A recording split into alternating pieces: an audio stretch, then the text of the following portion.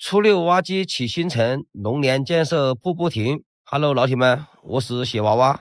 今天是大年初六，是个良辰吉日，所以我们选择今天来开工。今天东家的精神在屋前挖个50-60米长的挡土墙基础，挡土墙有4米多高，倒好之后啊，里面需要很多泥巴来回填，然后东家就让我们在他的房子后面去取土。顺便把房子后面的阳沟加宽3米左右。在开工之前，我们还是先听个响。俗话说得好，鞭炮一响，黄金万两，车门一关，平平安安。这个每年开工的日子啊，我们都会放鞭炮庆祝一下。吉时一到，开工大吉。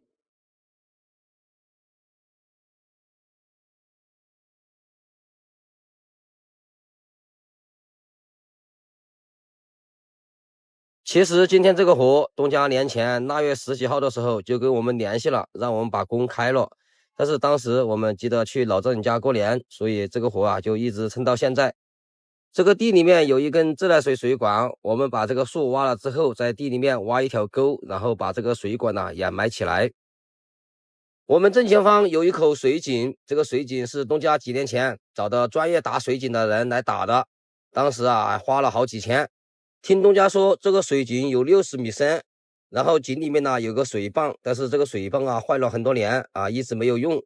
东家尝试用人工把这个水泵啊拉起来，但是拉了几次啊拉不动，可能是里面的淤泥太多，把这个水泵堵住了，然后就绑在我们挖斗上面给它拉一下。刚开始我以为这个水井啊只有10几米深，没想到啊有60几米。当我们把水泵往上面拉了几米之后，他们人工啊抓不住，我们斗一松啊，它跟着往下掉。我也下去试了一下，确实是很重，拉不动。正常说一个水泵啊10几斤，再加上管子里面有点水，大不了啊也就是30-40斤。但是他们2个成年人在那里拉都拉不动，可能里面的淤泥实在是太多，堵住了。然后我们就尝试用斗啊一上一下的把那个淤泥洗掉。尝试了一下之后还是不行，最后东家说这个水泵啊干脆就不要了，反正这个水泵也是坏的，然后他就把水管和线剪掉了。后面的这个坎东家要求往后面挖4米左右，把这个阳沟挖宽一点。我们先把挖机开进来，先把这个表面上能挖动的先给它挖下来，挖下来之后啊，先把前面这一块给它平整出来。表面上这个比较抛松的土，我们先给它挖掉，挖掉了之后，把刚才挖的这个石头，把它面到这个表面上。为什么要先回填这个平台呢？老铁们，你们可以看，东家进来的这条路啊，只有3米多宽，路的外面是个坎子，里面呢又是地，车子开进来啊，掉头都没法掉。再加上东家马上要打薄坎，要拉材料，所以啊，我们就把这个平台先平整出来，到时候这个地方堆材料用。这个小平台回填好了之后，我们再在这个坡上再挖一些泥巴下来，然后把这个渣子挖到前面去，把这个路的外边呢再给它回填宽一点，然后把挖机开下去，准备去挖挡土墙基础了。下面的这些树东家说都不要了，我们就直接给它挖掉就行。这个薄坎的长度大概有60来米，高度啊有4米多高。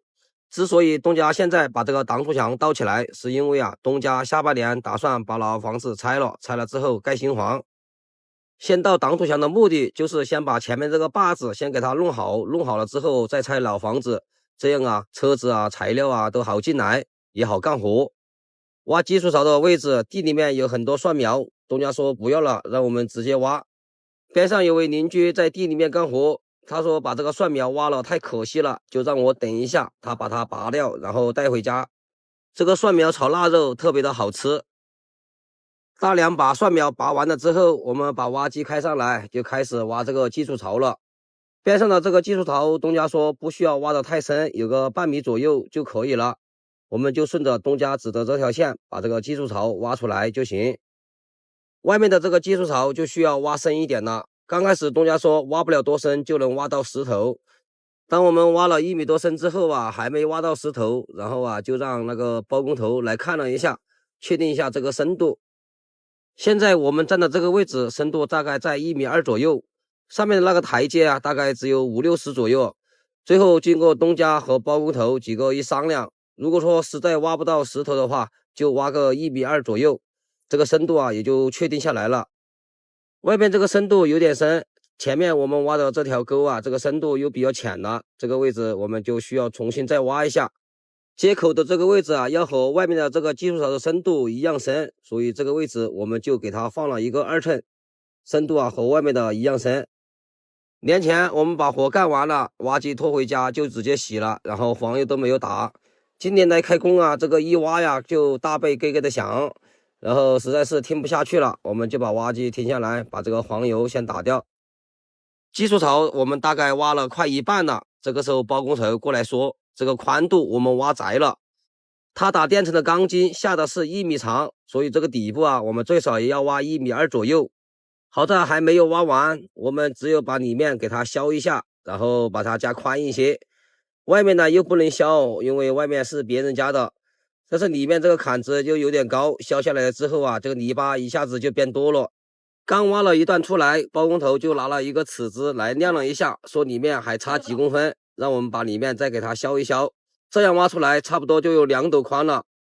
这么宽全部用混凝土倒起来的话，比较会混凝土。包工头说这个底子啊，大概要到1米宽的一个垫层，垫层倒好了之后啊，上面就开始支膜，这样不仅不浪费混凝土，而且啊更牢固。前面这一段挖好了之后，我们要从这个位置啊开一个口。为什么要从这里开口呢？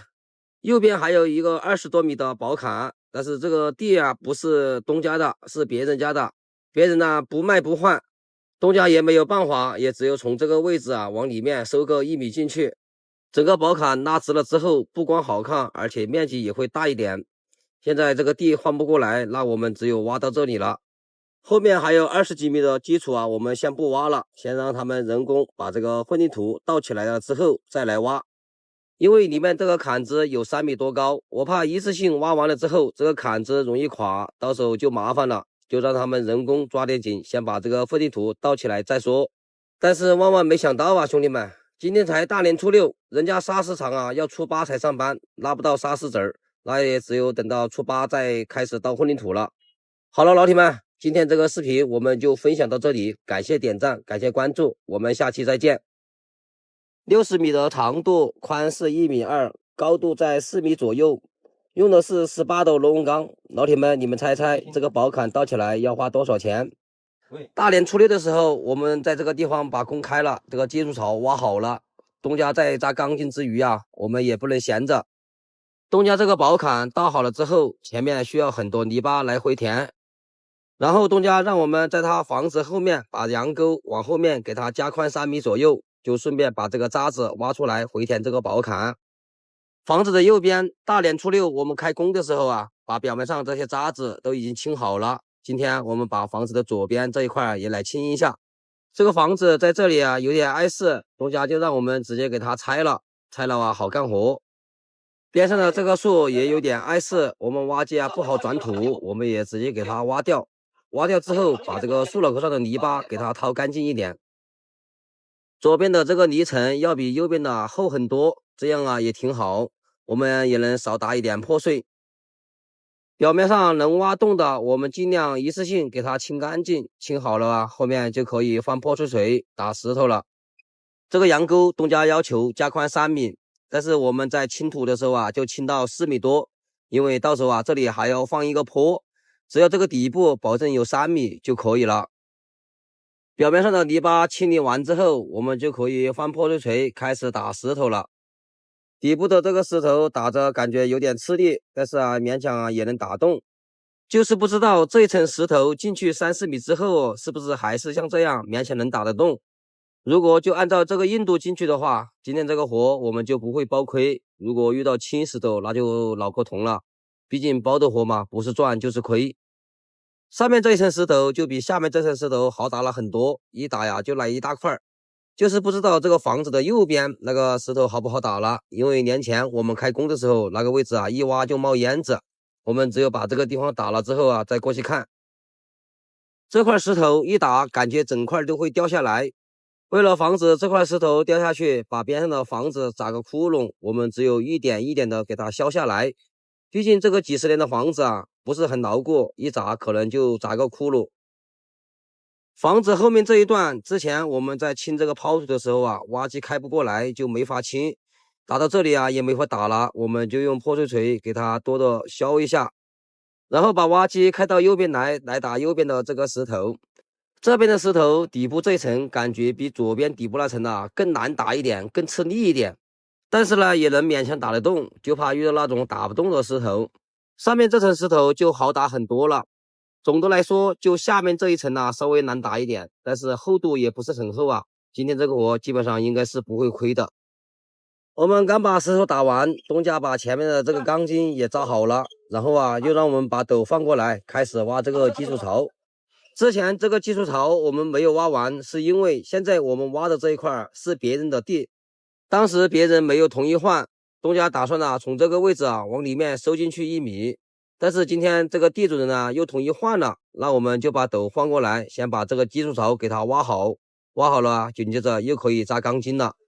老铁们看东家扎的这个钢筋怎么样？底部和竖钢全部都是18个大的，这个钢筋用的还是挺大的。这个钢筋扎好了之后，马上就倒混凝土。我们在这个位置挖一点渣子，把外面的这个地方给它填宽一点，到时候好堆材料。然后我们顺便把挖机开上来，把之前打的这个石头给它清下去。打下来的渣子目前我们只能堆放到这里了，因为东家的这个宝坎没有打起来，这个渣子也挖不出去，也没有地方堆。几天都能干完的活，我们可能要等个10几天才能干完。这个就要看东家倒的这个宝坎快不快了。后面他们倒混凝土的时候，要从这个位置推混凝土进来，我们就给他修个1米多宽的路。到时候好推混凝土。接着我们把挖机开到后面来，把之前打下来的这个石头也给它清出去，顺便把后面上面这一段的边坡也给它修一修。当我们把这个平台降得太低了，上面这个边坡就不好修了。然后我去拿了一个卷尺量了一下这个宽度，我脚站的这个位置就刚好是3米，感觉这个边坡还要往里面削一点，这个我们先不管了。东家扎的这个钢筋已经扎好了，老铁们你们看一下，在农村打个宝坎基础用的是18的钢筋，而且又扎的这么密，宽度又是1.2米，就问你豪不豪横吧。我初步预算了一下，它这个宝坎倒起来差不多要花10个 W。 基础槽挖好了，钢筋也扎好了，后面就是打垫层了。但是后面东家看了一下天气预报，后面可能要下雨，他们人工搬混凝土的话，一天这个垫层倒不好，就临时决定又给我们挖机找了一点活干，又让我们挖机来搬混凝土。由于这个地方比较窄，材料就在我们挖机后面，我们就决定在这里挖个坑来搬混凝土。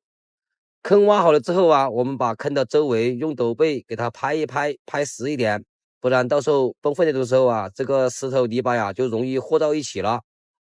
这个混凝土的比例是2斗石子1斗沙，然后1方沙石加6包水泥，这个比例还是可以了。这个挖坑搬混凝土是最简单的，只要我们把这个沙石、水泥这些比例拿控好了之后，就直接加水开始搅拌。只是我们在搅拌的时候一定要注意，不能挖得太深了，不能把下面的泥巴挖起来就行了。混凝土搬好了之后，我们把倒混凝土的这个位置表面上比较抛的泥巴用斗背给它拍平、拍实。拍实了之后，我们就可以往里面甩混凝土了。这边这一段的混凝土我们搬好了，就可以直接挖下去就行了。但是到了前面这一段就有点不好搞了。前面那个位置东家去找了一个板子，我们直接把混凝土倒到板子上就行。老铁们，你们看这个垫层用了多少混凝土？最开始东家还说要到70的垫层，最后我们给他提了一个建议，大概50公分左右就差不多了。倒多了就是浪费混凝土。到了前面那一段那就没有办法了，只有让他们找个斗车一斗一斗的给他推过去了。搬这个混凝土我们挖机用了大半天的时间，然后搬了差不多有40多个立方的混凝土。老铁们，你们说这个40几方的混凝土他们人工来的话需要几天才能办好？好了，老铁们，今天这个活我们就分享到这里，感谢关注，感谢点赞，我们下期再见。后面我们只有等东家把这个宝坎倒好了之后再来干这个活。兄弟们，这个花了近10万的宝坎后续来了，现在有关部门啊不让搞了。这个宝坎是我们大年初六开的工，到现在啊差不多快1个月了，现在这个宝坎才到了3、4板起来。宝坎的总长度大概有60来米，下面的这几板混凝土啊，从1.2米、1米、80、60这样一层一层的收起来的，所以下面的这几板用的混凝土就特别多。这个宝坎几乎都是东家自家人倒起来的，我看了一下这个支的这个模呀，还是挺专业的，倒出来的效果啊也还可以，就是这个时间用的有点多。基本上他们支这个模要关1天，然后倒混凝土要1、2天，倒好了之后又要等个2、3天才拆模，这样啊一层一层的加起来，所以这个时间就用的有点多了。今天我们主要的工作啊，就是把挖机开下来，把这个宝坎的里面和外面呢都给它回填一点。这个宝坎呢越倒越高了，到了后面他们支模这些啊就不方便了，所以啊就把我们挖机又喊过来，把这个宝坎给它回填一下。首先我们就是先回填的宝坎外面这个呀回填了之后，后面呢挖机就不会再来了。外面这一块是别人家的地，之前我们挖技术槽堆的这个泥巴，我们把里面的缝隙填了之后，也要把这个地给它恢复一下，到时候啊人家好种地。在恢复这个地的时候，我们最好啊给它收一个斜面，这样啊里面呢就不容易积水，而且啊看着也好看。这一段之前我们堆的泥巴有点多，我们就把之前挖下的这个泥巴全部给它挖起来。但是这里啊就有一个问题了，这里的泥巴多了，这个地方啊就稍微高了一点。但是这个不影响啊，因为它这个是做地的，无所谓，只有给它剪顺了就可以了。这个边上有一个人走的小道，东家就让我们把这个路啊也给它挖一下，挖了之后啊再给它拍一拍。这一段宝坎上面堆了水泥搅拌机，到时候我们在上面回填的时候啊可能不好回填，我们在收外面这个地的同时，就顺便把里面这一段在里面挖一点渣子也给它回填一下。万一我们到上面去了，这一段回填不了的话，后面呢也不会影响他们干活。外面这个宝坎回填好了之后，他们工人就开始拆这个模，为后面支模呀做准备。这个位置我们下来的时候比较好下，但是上去就有点不好上了，因为这个地方有点陡。我爬了一下没爬上去，然后东家就说你可以把这些木材呀挖下来给它垫到下面，这样啊可能就高一点就好爬了。开了10几年的挖机还没有东家想的周全，哎，这个挖机是越开越倒退了。这个木材垫到下面之后，挖机就高了很多，我们挖斗只要挖到前面的这个路边，基本上这个挖机都是爬得上来的。挖机开上来了之后，之前我们从羊沟挖出来的这个渣子就可以给它挖下去，把这个宝坎呢给它回填一点。但是回填的时候啊也不能回填太多了，毕竟这个宝坎呢才倒好。边上的这棵树在这里啊有点碍事，后期啊东家也是会砍掉的，我们就干脆先把这个树给它挖倒。挖起来的树脑壳，把树脑壳上的泥巴也给它挖一下，到时候当柴火烧。然后啊我们就用斗给它挖着呀，东家就去拿了一个电锯把它锯掉。前面的这棵树东家说啊有点碍事啊，干脆也给它挖了。这棵树看着不大，在这里挖了半天才把它挖下来。原因呢，是因为我们往前面推的时候啊，上面呢就刚好搭到前面的那棵树了，但是前面的那棵树又是别人家的，这个树啊，我们又不敢往里面勾啊，又容易砸到挖机，在这里搞了老半天了，总算把它按倒了。然后我们继续把里面的这个渣子挖出去，把外面那个宝坎给它回填起来。这个宝坎东家说还有3板才倒好，也只有等他把这个宝坎倒好了，后面的这个羊沟才有法干活。宝坎回填好了之后，我们再把下面的这个路再给它收一收，扫一扫，给它扫平，到时候啊好推混凝土。最开始回填的这一段宝坎，我们把右边的宝坎回填好了之后，我们挖机啊能开下来。东家说干脆把挖机开下来，在里面再挖一点泥巴，把外面那个宝坎给它填平，到时候啊他们也好干活。我们把这个宝坎回填好了之后，东家才刚倒了1板，然后上面就有人说让他们先不要动了，说他们这个动静搞得有点大，又没有手续。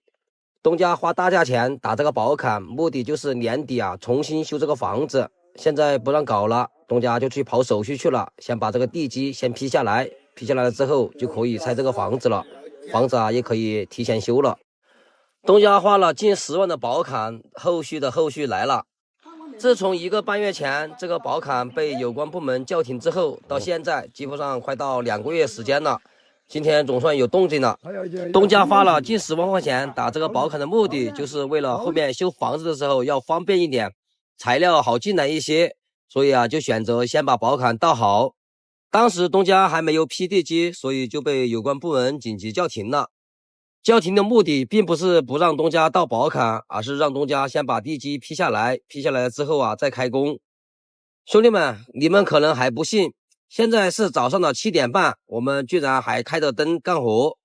天气预报说今天有暴风雨，这个天刚亮就被乌云遮住了，给人的感觉好像天刚黑一样。前面墙角有一根天然气管道，现在我们挖的这个地方下面也有天然气管道。让我们把表面上的渣子掏一下，然后把天然气管道移出来，到时候我们好干活。我们只知道下面有天然气管道，但是不知道有多深，也不敢使劲挖。然后东家就跟天然气公司的打了电话，让他们来人看着我们挖。我们刚挖1-2分钟，这个雨就下来了。这样下雨的话，他们工作人员肯定不会急着来，我们就先不挖了。这个时间到了之后我们就先把这个房子给它拆了。只是在拆房子的时候，注意不要把这个气管子打到就行了。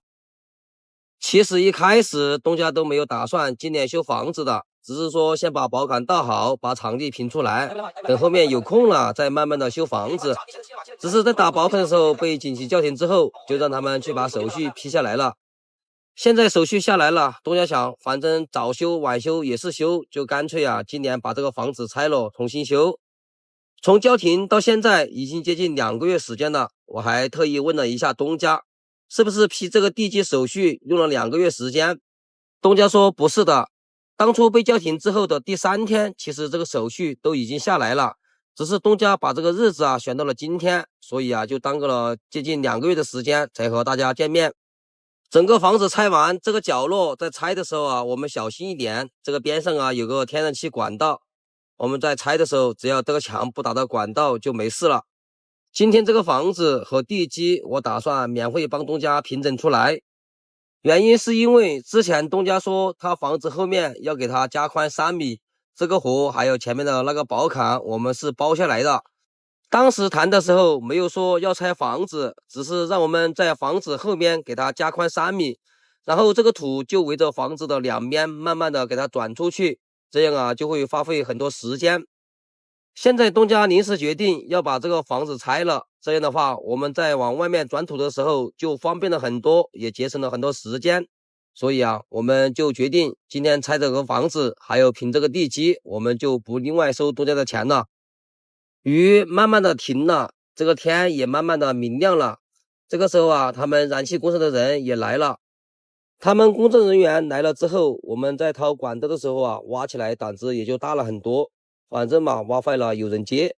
但是呢，我们在挖的时候还是尽量小心一点，毕竟挖坏了还是挺麻烦的。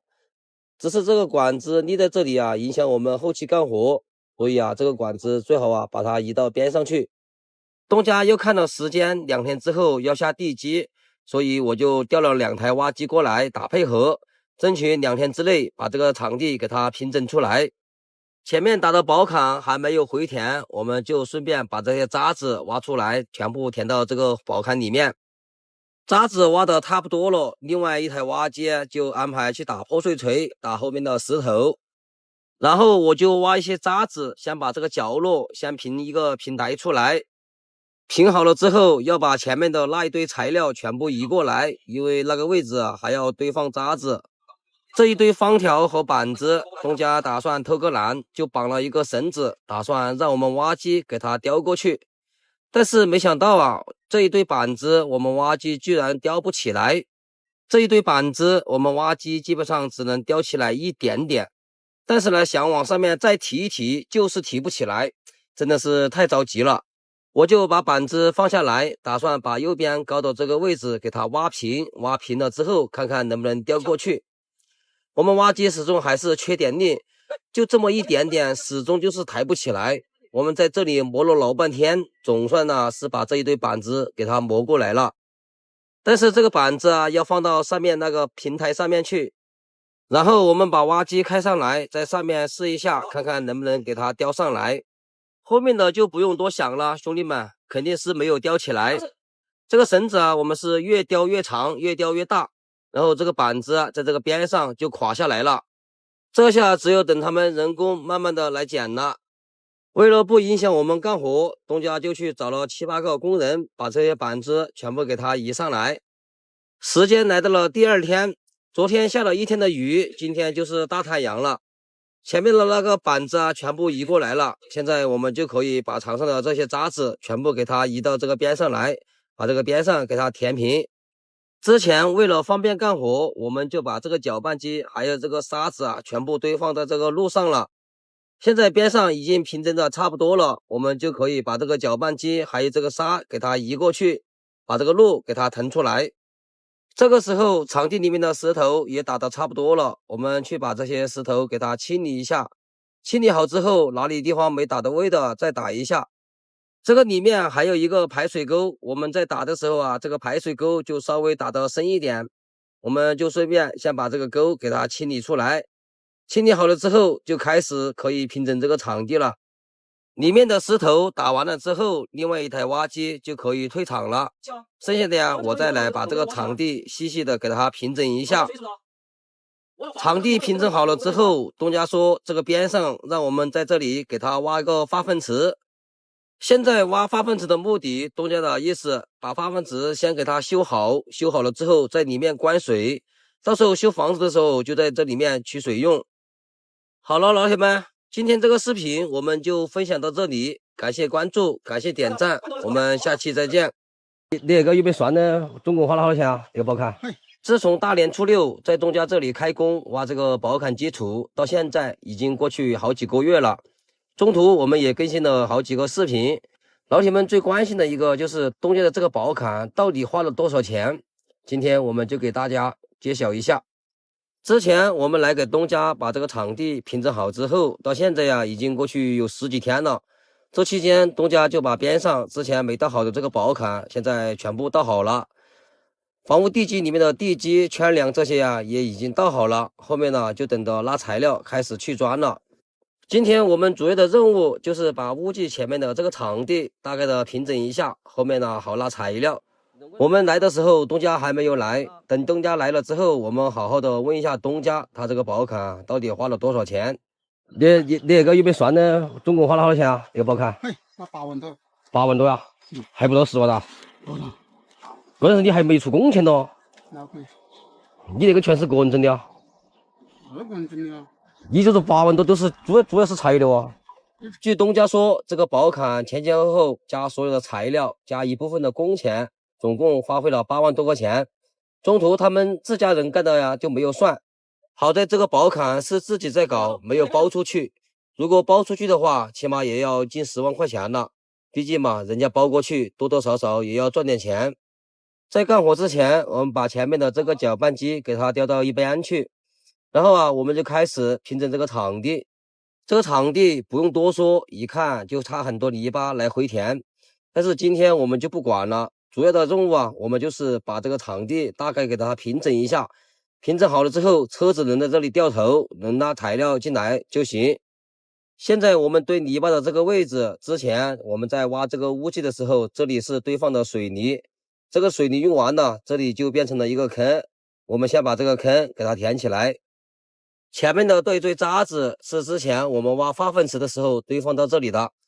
当时这个宝坎还没有倒起来，我们就把泥巴堆放到这里，没有弄平。现在宝坎弄齐了，我们就把这个多的泥巴呀往前面转一下。为什么要转到前面呢？整个场地还差很多泥巴来回填，但是目前又找不到多的泥巴来回填。为了不影响后期东家修房子拉材料，我们就把这个多的泥巴往前面转一转。然后把前面的那个位置啊，尽量的给它回填宽一点，到时候车子拉的材料啊，好在那里掉头。后面我们留了一些渣子，这个渣子啊，我们把它挖起来，回填到之前我们挖的这个化粪池里面去。这个化粪池现在为什么要回填呢呀？老铁们，你们看，这个化粪池边上就是地基，地基边上的这块空地，东家打算的是后期在这个上面呢修一个伙房。这个火床一修好了之后，这个化粪池啊就在火床下面，到时候不好。然后就让我们挖一些渣子，把这个化粪池给它回填了。在回填的时候，我们还是分层回填，一层一层的给它拍紧，免得到时候下沉的太多。化粪池回填好了之后，我们顺便把这一小块场地啊也给它平整出来。这个化粪池回填呢，肯定要在边上啊要重新挖个化粪池。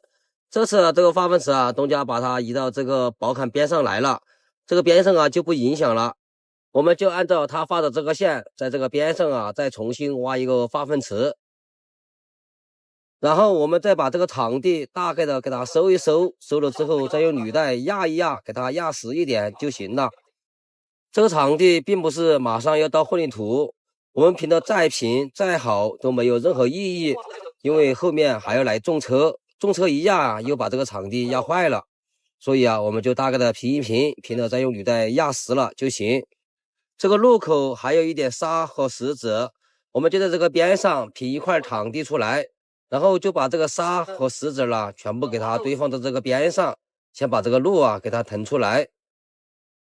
沙石子清理完之后，我们再把这个路口这个位置再好好的给它拍一拍，拍紧一点。这个地方后面呢，我们还要来一次，到时候啊，可能是把房子修好了，再把这个场地边上插的泥巴再给它回填好，到时候再给大家看一看东家修的这个房子怎么样，配不配得上边上的这个宝坎。